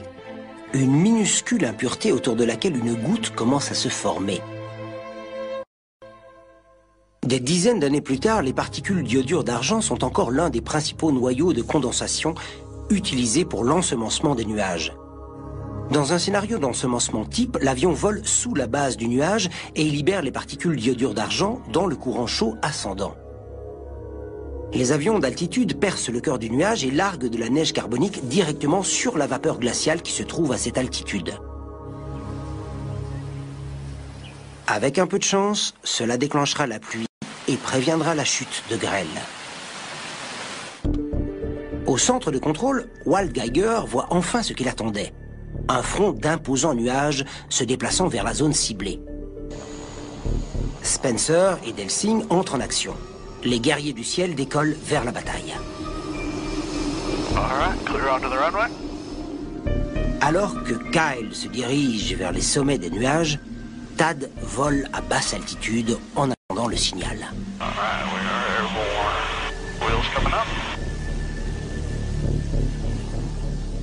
What we're going to do here is we're going to pull right up under these clouds here that you can kind of see her growing a little bit on the sides. And we'll actually be running. Les calottes glaciaires de Mars contiennent d'importantes réserves de dioxyde de carbone et d'eau. Et c'est grâce à ces caractéristiques que Mars pourrait devenir habitable. En fondant, l'eau emprisonnée à chaque pôle formerait d'immenses océans naturels. Pour les scientifiques de la NASA, comme Chris McKay, l'idée de transformer Mars en planète Terre n'est pas un rêve. C'est même une étape obligatoire dans la survie des espèces. Mais il y a encore beaucoup de questions auxquelles il faut répondre. Les différents pays de la Terre seront-ils capables de coopérer dans un projet de cette ampleur? Et surtout, avons-nous le droit de faire ce que nous voulons de la planète Mars? Mis à part le fait qu'on peut le faire, doit-on le faire? La meilleure analogie est une réanimation cardiaque. Vous marchez dans la rue et quelqu'un s'écroule devant vous. Vous le réanimez en lui faisant un massage cardiaque. En faisant ça, vous n'avez pas créé un être humain. Vous avez ramené un être humain à la vie. Et je crois que c'est la parfaite métaphore pour Mars. Certaines personnes ne sont pas d'accord. Elles disent que ce n'est pas notre rôle de changer l'univers et qu'il ne faut pas y toucher. Mais je crois que la valeur de la vie humaine est plus importante. L'univers ne doit pas être préservé. Il doit être aménagé, et c'est à nous de le faire. Mais avant de modifier l'univers, nous devrions peut-être nous occuper de notre propre planète. Il ne nous reste plus d'autre choix maintenant que d'instaurer une gestion responsable de notre planète. Les hommes sont beaucoup trop nombreux, nous avons envahi trop d'endroits, et notre vie a trop d'impact pour laisser la nature faire son travail. On n'a plus le choix. Qu'on le veuille ou non, l'atmosphère est modifiée par l'activité humaine, même si elle est involontaire. C'est une réalité, et on doit faire quelque chose. Fertiliser l'océan avec des produits chimiques, envoyer des micro-ondes sur Terre, recouvrir la surface de l'océan de polymères, manipuler les ouragans, aucun de ces projets n'est irréalisable. Mais une même question revient continuellement, une question dont la réponse pourrait aussi bien ouvrir la porte à un nouvel âge d'or que conduire à l'extinction de notre espèce. Lorsque nous aurons enfin pris le contrôle de la nature, saurons-nous utiliser ce pouvoir ?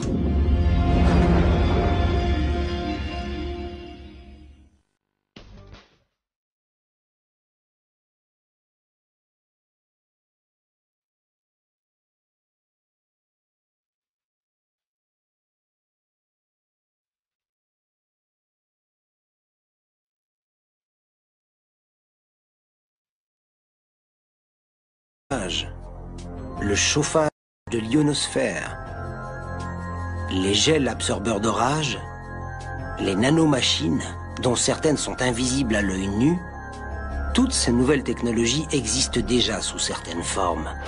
D'autres sont en cours d'étude. Qu'on le veuille ou non, l'atmosphère est modifiée par l'activité humaine.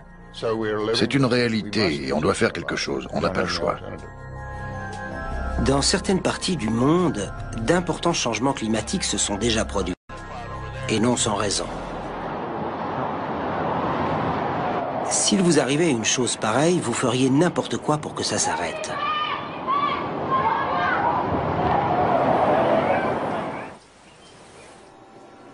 Voici Walt Geiger. Il dirige le programme d'études des changements climatiques de l'ouest du Kansas, l'un des plus importants au monde. Sa spécialité est l'ensemencement des nuages. Sa mission, prévenir les orages de grêle. Notre principal objectif dans ce programme est de changer la dynamique des nuages. Souvent, les nuages naturels ne sont pas capables de produire de la pluie. Ils ont besoin d'un petit coup de pouce, et c'est notre rôle. Dans l'ouest du Kansas, l'agriculture représente le principal revenu et la grêle est l'ennemi numéro 1.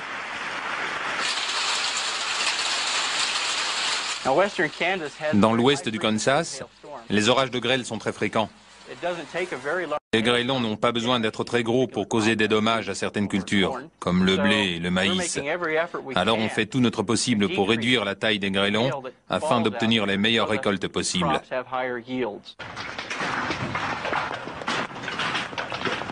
Ceux qui n'ont jamais connu de puissants orages de grêle ne mesurent pas le danger.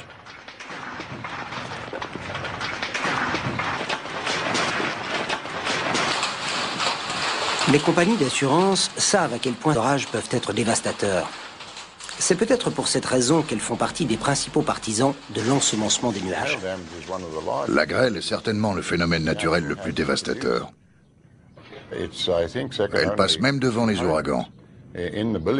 Pour les assurances, le coût se compte en milliards d'euros, quelque chose comme 2 milliards par an. Et elles disent que leurs dépenses ont fortement diminué dans les régions où des programmes d'intervention ont été entrepris. En faisant en sorte qu'un orage donne rapidement de la pluie, l'ensemencement est peut-être le seul moyen de contrôler la grêle. Avec des programmes menés depuis plus de 40 ans, l'ensemencement des nuages est la plus ancienne et la plus simple des techniques pour modifier le climat. Tous les nuages sont constitués de vapeur d'eau. Pour que les gouttes de pluie ou les flocons de neige se forment, une minuscule impureté appelée noyau de condensation doit... Pour tout ce qui concerne le temps, que ce soit des prévisions ou simplement une observation, il faut un peu de chance, d'art et de science bien sûr.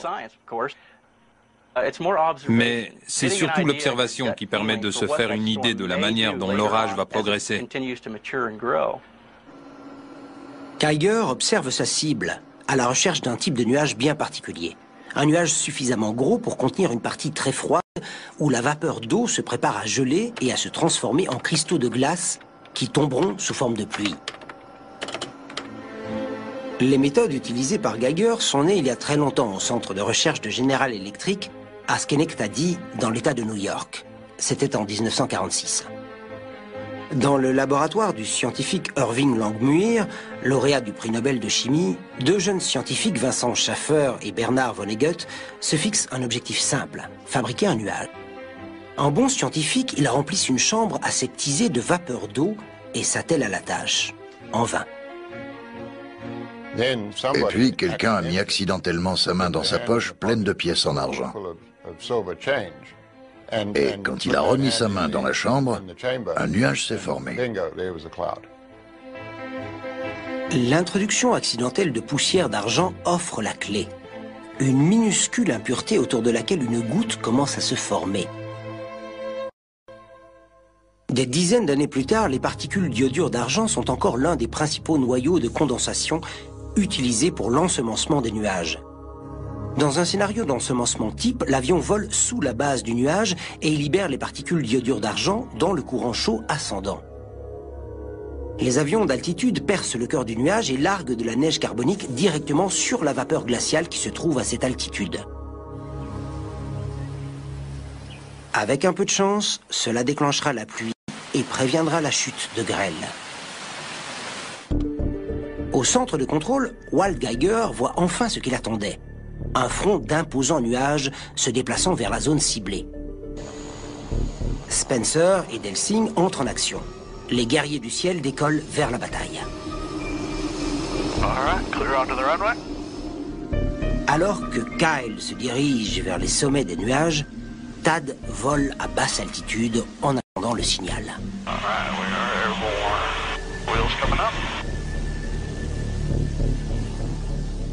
What we're going to do here is we're going to pull right up under these clouds here that you can kind of see are growing a little bit on the sides.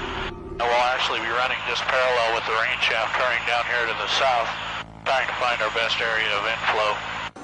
Avion numéro 1, vous m'entendez? Pendant le vol, Walt continuera à informer Tad sur la taille et la position du nuage en eau et l'emprisonne dans un gel non toxique. En se solidifiant, la température du liquide chute de 10 à 15 degrés. Ces deux propriétés uniques pourraient absorber l'énergie d'un nuage ou d'un ouragan. Mais que se passe-t-il quand le gel retombe sur Terre? Ici, on a de l'eau de mer, et vous voyez qu'il va se dissoudre et se liquéfier immédiatement à son contact. Pour beaucoup, le produit semble trop beau pour être vrai, et Dynomat s'empresse de faire un test grandeur nature. This will be 3, 2, 1, drop.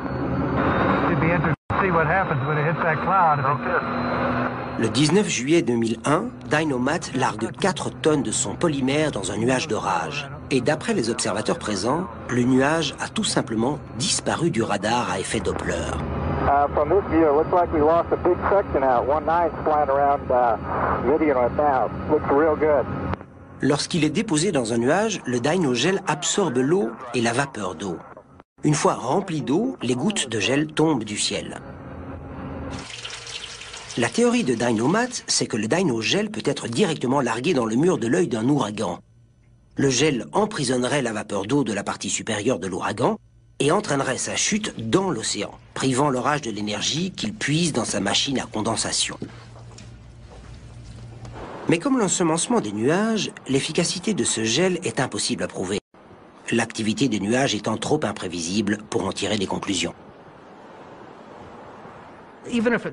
Même si cela fonctionne, les ouragans sont énormes.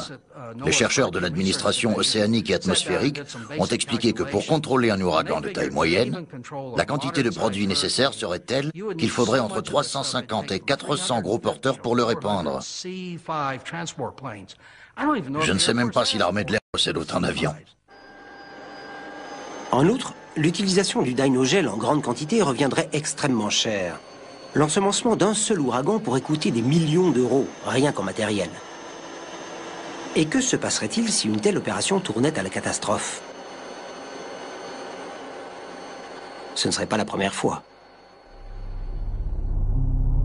Dans la nuit du 15 août 1952, l'armée de l'air envoie des planeurs sur Lynmouth, dans le sud-ouest de l'Angleterre. Menée à l'insu des civils, cette opération a été classée top secret pendant des années. Les planeurs transportaient un agent expérimental d'ensemencement des nuages. L'objectif était de le répandre dans un orage imminent. En l'espace de 24 heures, 35 personnes sont mortes et 400 se sont retrouvées sans domicile. Le village du Devon du Nord a été dévasté. Lorsqu'il s'agit de conditions climatiques, d'autres éléments ont montré que l'armée américaine avait obtenu des résultats. Après le scandale international du projet Popeye, le 10 décembre 1976, les Nations Unies décident d'interdire l'utilisation des techniques de modification du climat à des fins militaires. C'était la fin de la guerre climatique, du moins temporairement. Mais malgré les expériences mortelles, les secrets militaires, la censure politique et le scepticisme grandissant des scientifiques, les faiseurs de pluie modernes persévèrent. Des produits d'absorption d'orage du secteur privé aux nouvelles théories de modélisation, les techniques de modification artificielle du climat sont de plus en plus concrètes. Mais les idées les plus prometteuses proviennent d'un domaine mathématique appelé la théorie du chaos. À l'aide d'outils informatiques ultramodernes, des chercheurs sont peut-être sur le point de trouver le Saint Graal, changer la trajectoire d'un ouragan.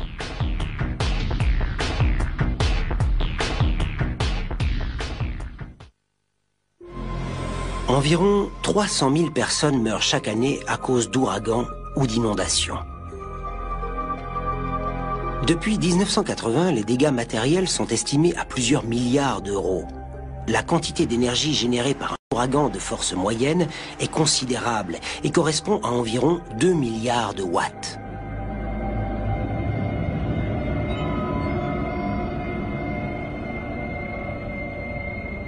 Il est impossible d'arrêter un ouragan, mais il est peut-être possible de le ralentir.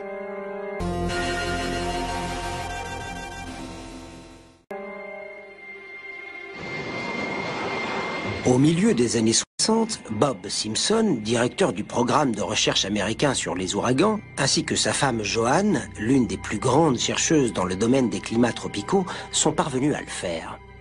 Le projet, également supervisé par la Marine, le Bureau météorologique américain et la Fondation scientifique nationale, a été appelé projet Storm Fury.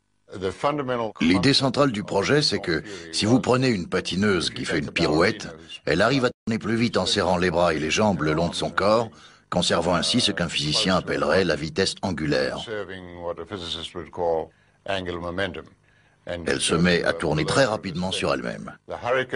Un ouragan fonctionne un peu de la même façon, puisque la vitesse de rotation la plus rapide est atteinte au niveau de l'œil.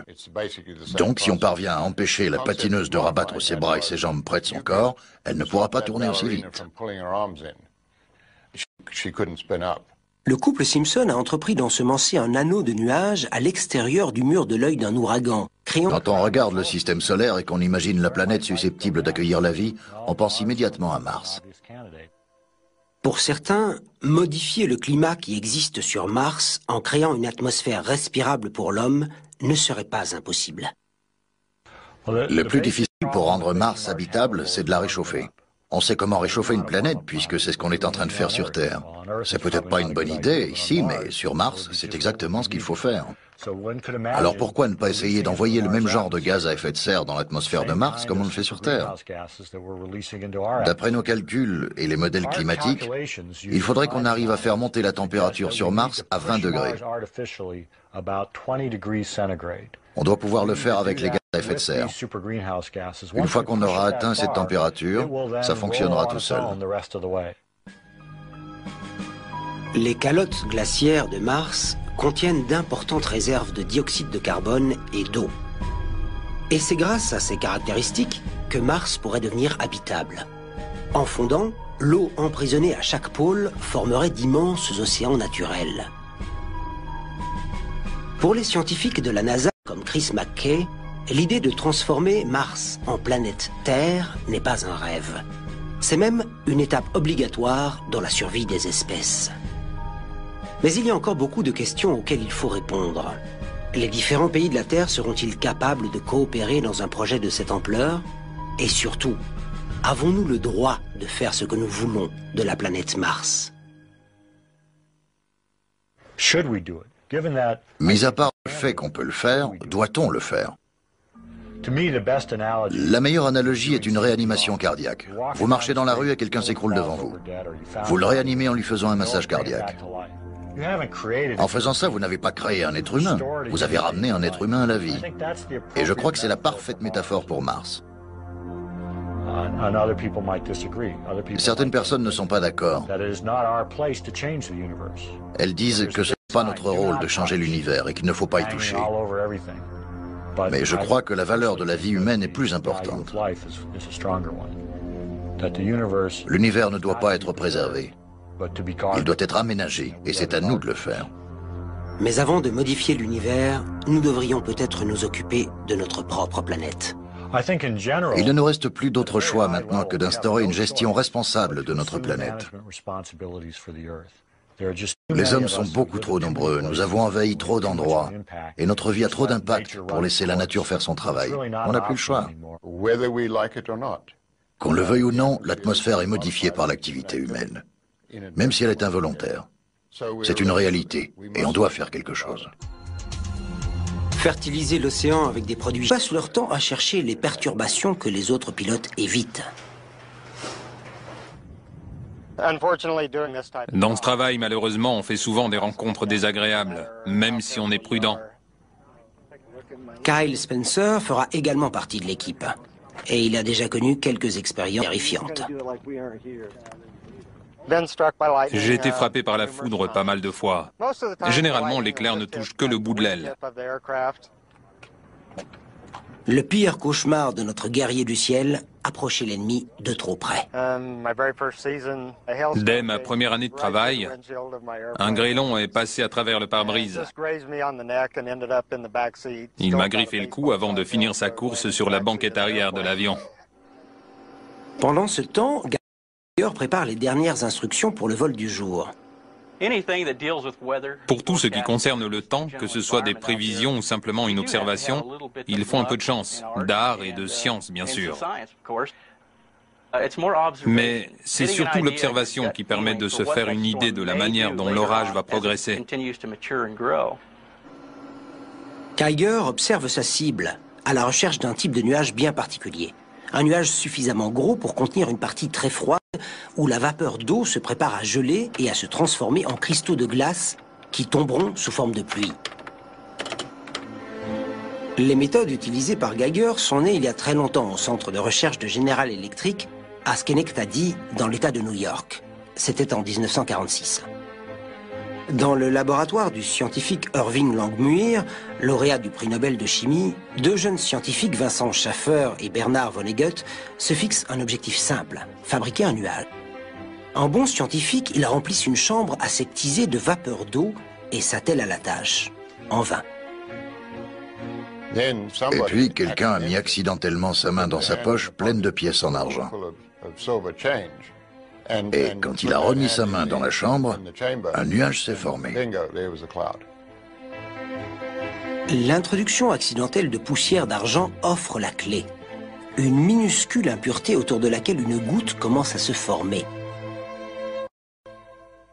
Des dizaines d'années plus tard, les particules d'iodure d'argent sont encore l'un des principaux noyaux de condensation utilisés pour l'ensemencement des nuages.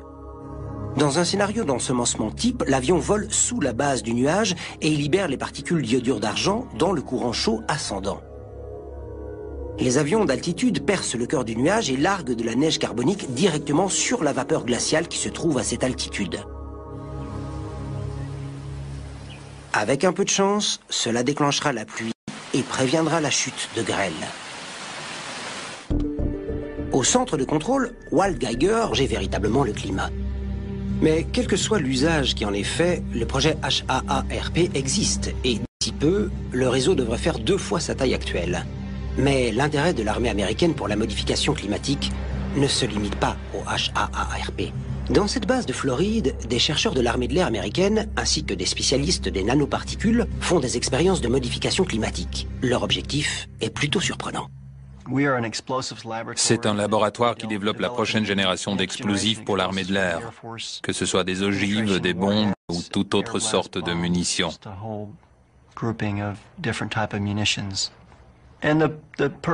L'objectif, c'est de détruire des choses et de stopper l'ennemi. C'est le rôle de l'armée de l'air. Gagner la guerre et faire des dégâts dans le camp adverse.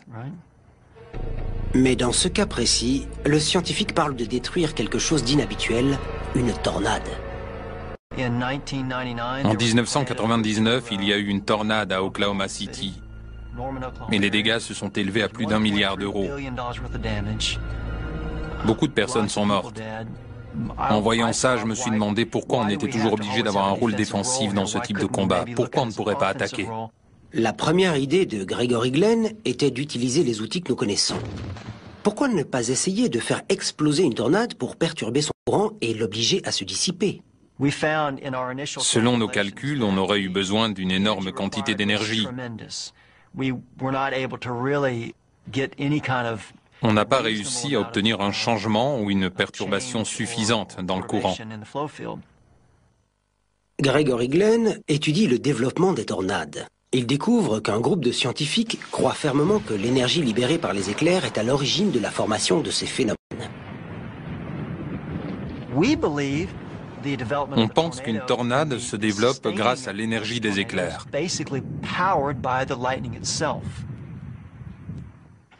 Notre théorie est donc la suivante.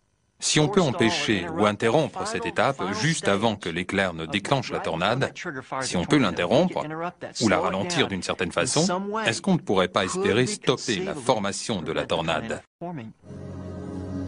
Gregory Glenn pense qu'une injection massive de nanoparticules dans l'éclair intranuageux qui déclenche la tornade pourrait être la solution. Les particules choisies sont des cendres volantes, un dérivé peu coûteux de combustion industrielle. Contrairement aux substances d'ensemencement des nuages, l'objectif de ces isolants microscopiques n'est pas de provoquer la pluie. Ce qu'on essaie de faire, c'est de court-circuiter la phase finale de formation de la tornade. Pendant 15%.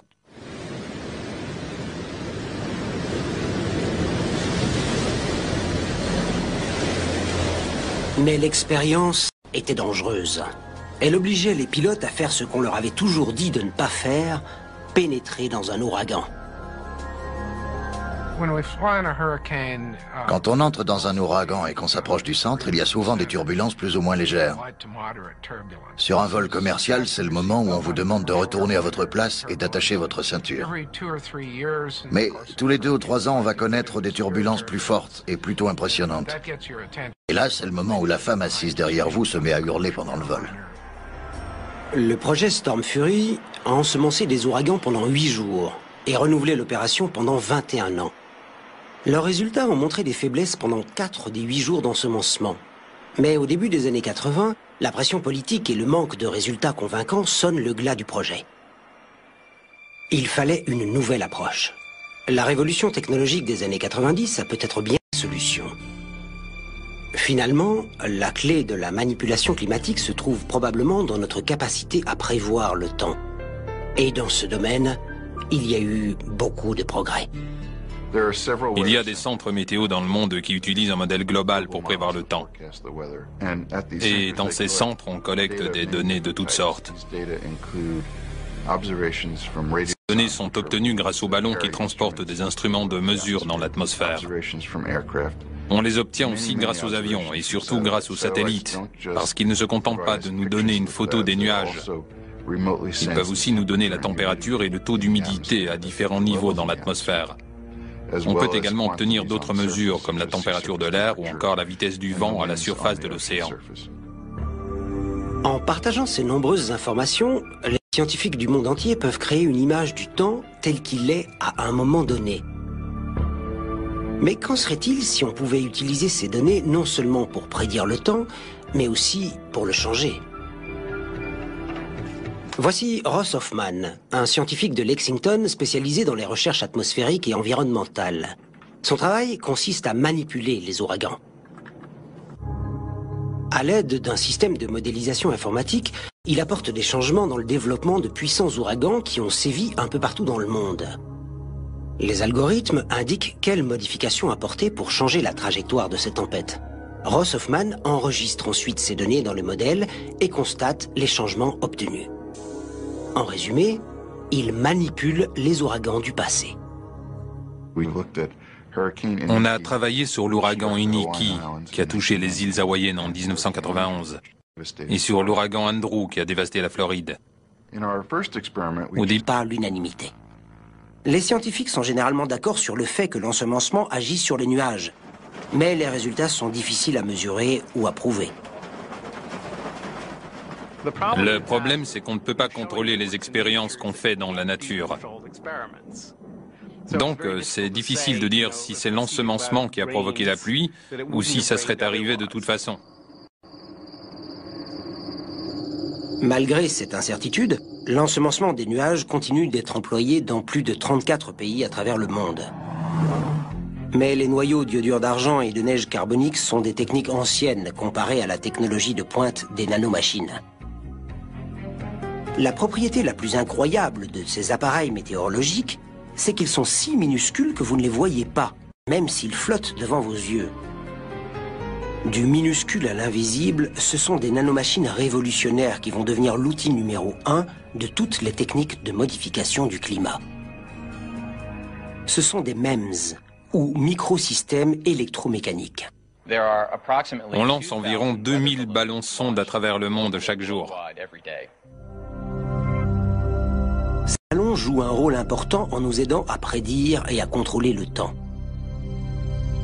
Mais que se passerait-il si on pouvait lancer 10 000 ballons sondes par jour, ou même 10 millions? C'est ce que la théorie des GEMS tente de découvrir. Les GEMS sont des MEMS à l'échelle mondiale. C'est un concept qui nécessite un immense réseau de sondes aériennes. L'idée est d'envoyer tous les jours au moins 10 000 de ces sondes microscopiques à partir d'avions, de plateformes stratosphériques ou de satellites. Tout comme les ballons météo, les sondes enregistrent les données météorologiques sur chaque kilomètre carré de la surface de la Terre et offrent une résolution incomparable. Les GEMS ont été imaginés avec une forme inspirée de la nature. On a pensé une graine d'érable ou de pissenlit de façon à ce qu'ils soient aérodynamiques et qu'ils aient une bonne flottabilité. Grâce aux millions de mesures renouvelées continuellement, la précision des images de notre atmosphère pourrait être multipliée par 1000. On a toutes les raisons d'être optimiste parce qu'avec l'augmentation du nombre de mesures dans l'atmosphère, on aura de meilleures prévisions météo. Il se pourrait également que les GEMS puissent agir sur la dynamique des nuages. Il s'agirait d'un ensemencement des nuages avec 1 million d'ordinateurs microscopiques. On pourrait très bien utiliser ces minuscules appareils comme noyaux de condensation et ensemencer les nuages comme avec les autres méthodes. Et si on va encore plus loin, on pourrait rendre ces appareils actifs. Il permettrait... Emmanuel pense que la substance doit résister au moins 6 heures. L'idéal serait que l'ouragan atteigne la Terre dans les mêmes conditions que si ça avait été 24 heures plus tôt. Un ouragan se désintègre très rapidement quand il atteint la terre ferme parce qu'il n'a plus l'océan pour y puiser son énergie. On ferait exactement la même chose, mais artificiellement. Bien que le concept soit au point, il manque encore le polymère idéal. Et malgré le coût de l'opération et le scepticisme de certains, des centaines de chercheurs continuent à travailler sur de nouvelles techniques de modification artificielle du climat. Je crois qu'on va réussir à modifier le temps. C'est même une certitude. Les récents résultats suggérant qu'on peut le faire avec une toute petite quantité d'énergie placée au bon endroit en sont la preuve. Il faut juste espérer qu'on le fera pour de bonnes raisons, que ça ne tombera pas dans de mauvaises mains. Et si on arrive à limiter ces actions, environ 1 fois sur 1000, ça ne bouleversera pas l'ensemble du climat. Quand vous tuez un ours qui est sur le point de vous déchiqueter, vous ne tuez pas tous les ours que vous trouvez dans la forêt. Le parallèle entre la modification artificielle du climat et la puissance nucléaire est frappant. Si on peut construire quelque chose, doit-on le faire? Et si cela est possible, y a-t-il un moyen de l'arrêter? Des réponses que devrait apporter le High Frequency Active Aural Research Program, ou HAARP, dirigé conjointement par l'armée de l'air et la marine des États-Unis. L'objectif de ce projet? Des recherches en communication. Mais pour nombre de scientifiques à travers le monde, dont le détenteur du brevet, ce programme a une autre capacité plus insidieuse. Une manipulation expérimentale de l'atmosphère dans le but de contrôler le climat.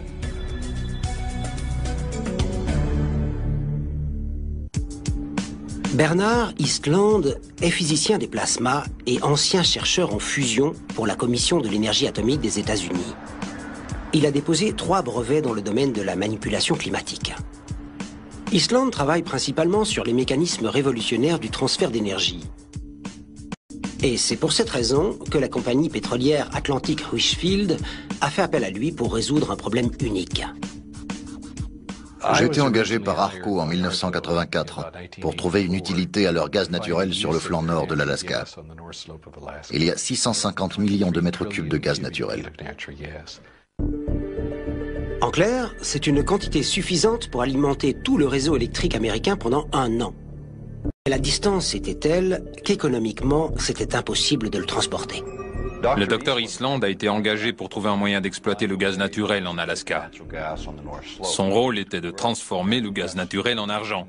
Mais d'abord, il fallait le transformer en électricité, puis en radiofréquence. J'ai eu l'idée d'utiliser l'énergie du gaz pour faire sortir